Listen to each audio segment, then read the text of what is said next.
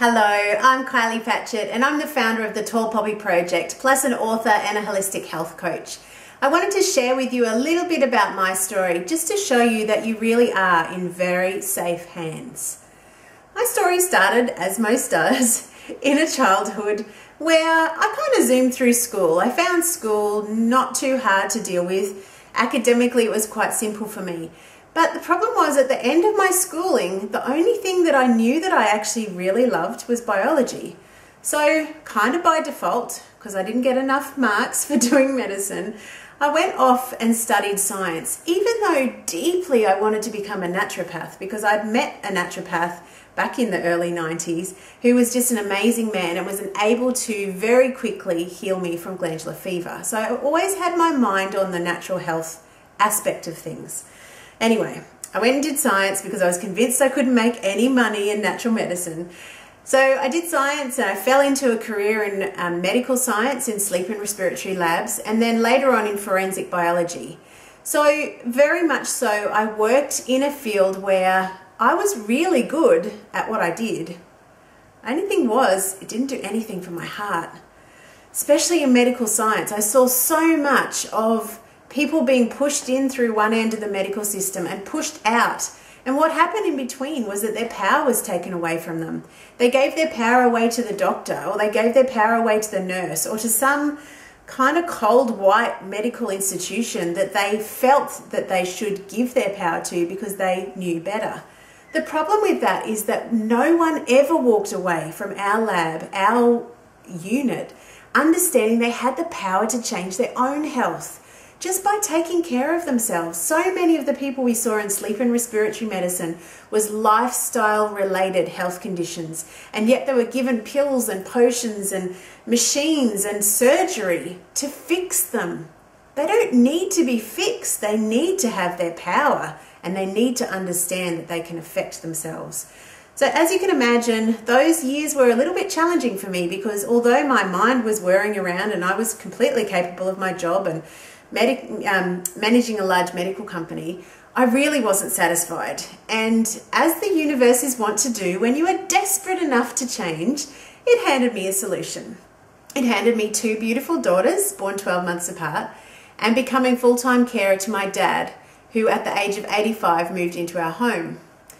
So you can imagine, I went from being the medical company manager to being at home with a 6-month-old, an 18-month-old, and an 85-year-old man. Not happy, Jan. So after a few years of challenge and being a carer and being responsible for someone else's needs, it does teach you a lot about probably not looking after your own needs. But anyway, 5 years later, my dad finally passed away. And in the 3 months that it took him to die, I went full on into self-destruct. I went from running triathlons to eating my body weight in chocolate every day. I managed to put on 20 kilos in 3 months, which is a hell of a lot of weight. I went from being quite connected to my family to being completely disconnected. I started smoking again. I drank most nights to help myself go to sleep, and I was really, really pissed off with the world, really angry. So I really was in full-on self-destruct. Luckily for me, I had a turning point not too long after that. And the turning point was, I was up in the middle of the night and I was really reflecting on, being grief-struck and sad about losing a parent, and really feeling adrift identity-wise, because after being a carer and trying to run businesses and that type of thing, I really was quite lost. But I had a massive realization.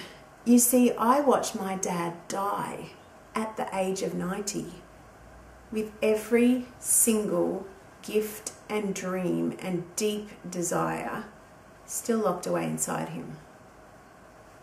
Now, as much as it is painful to lose a parent, it is far more painful to see someone die unfulfilled. Now, Dad was the eldest son of an Irish Catholic family, born in 1920, right in the middle of the Depression. So his reference for life was all about duty, responsibility, and doing the right thing.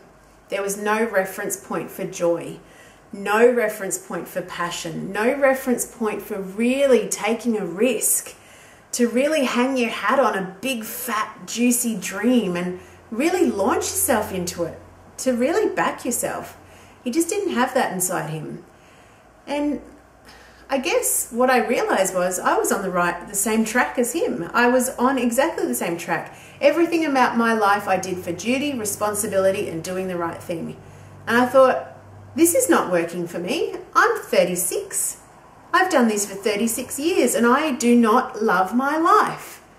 I'm angry, I'm depressed, I'm massively overweight, and I'm not happy with anything.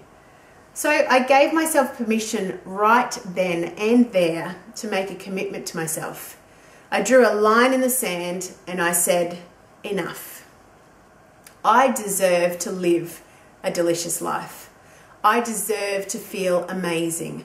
I deserve to feel good about myself, to feel like I'm contributing, and to feel deeply, deeply connected to what's important to me and the people that are most important to me. And so I decided to make a change. Now, I knew I couldn't go from there to where I wanted to be in one massive leap because I was too far in the black hole of not knowing what to do. What I did know is that I could start tiny, tiny daily steps towards that place. And so I made a list of 7 things that I wanted to really invest in myself. The 7 things are now the Tall Poppy Principles. They are the basis of my entire coaching business, my entire way of life personally, and also my beautiful book, finally, which has come to fruition in October of this year.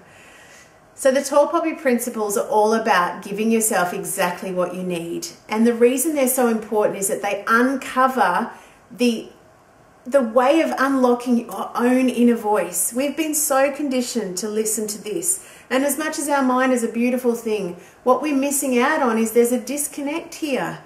We need to be listening to our hearts and our gut and our soul. What do you really want from your life? Listen to that. Please, because what you have to offer, your purpose, your gifts, your amazing abilities, your talents, whatever it is that you want to call them, they're inside of you so that we can have access to what you have to offer. And the only way you can offer it is to take care of yourself and listen to what you deeply crave. And I mean deeply crave in relationships, in career, in your whole entire life, your spirituality. How you listen and talk to yourself is so important. So I am extremely, extremely proud and very, very happy to be able to tell you that although I completely lost touch with myself, I did travel the journey from self-destruct to radical self-respect. I did decide to invest in myself, and I did decide to stake a claim on what I wanted. What I wanted was more time out. What I wanted was to be close to my family and to have beautiful time with my friends, time with people that make me feel joyful and happy. And one of the most important things that I changed was I gave myself permission to do the work that I have been born to do. And that is to share the message that you have the amazing power inside of you to change anything that you need, anything that you want. You have access to. All you have to do is really give yourself what you crave. So thank you for visiting. Thank you for listening to my story. And I do hope that you'll stay around and be part of our global village, our global Tall Poppy tribe, because we would be more than joyful to have you here. Thank you.